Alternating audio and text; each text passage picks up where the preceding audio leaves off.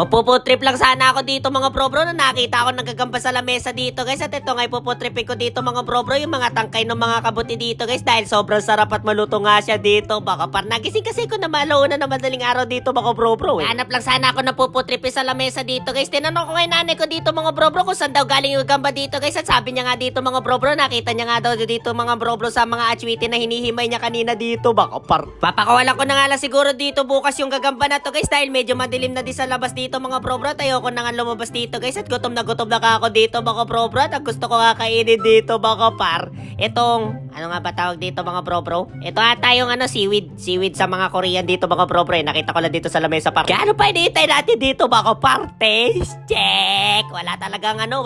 kupas yung lasa ng seaweed na to mga bro masarap siya guys kaso bitin siya mga bro medyo onti yung laman niya dito pero all good siya dito mga par ngayon guys pagsasama-samahin natin yung mga natirang pagkain sa lamesa dito mga bro at ito nga yung seaweed dito guys at yung kabuti dito mga par kaya ano pa hinihintay natin dito mga bro another taste check tinikman ko dito mga bro hindi ko masyado nalasaan yung seaweed dito guys mas nangibabaw yung lasa ng kabuti dito mga par pero malutong talaga yung kabuti dito guys lalo na yung tangkay dito mga par kaya okay siya sa akin dito mga bro meron pa nga ako nakita dito mga bro na makapuno dito guys parang gusto ko tikman dito mga bro at samahan ko gagamba tuloy dito mga bro sasama hindi natin kakainin yung gagamba dito pre bawal yun par masama yun ito yung makapunong bigay ng kapitbahay namin dito mga bro kaya sobrang solid dito guys ang sarap ng makapuno nila dito guys kaso guys parang kulang ng gagamba medyo bitin pa tayo pagkain natin dito mga bro kaya agad-agad ako kumuha sa ref dito guys at nakakita ka ako na kalahating mansanas dito mga par kaya ano pa hinihintay natin dito mga bro taste check okay pa pala yung mansanas na to mga bro masarap siya guys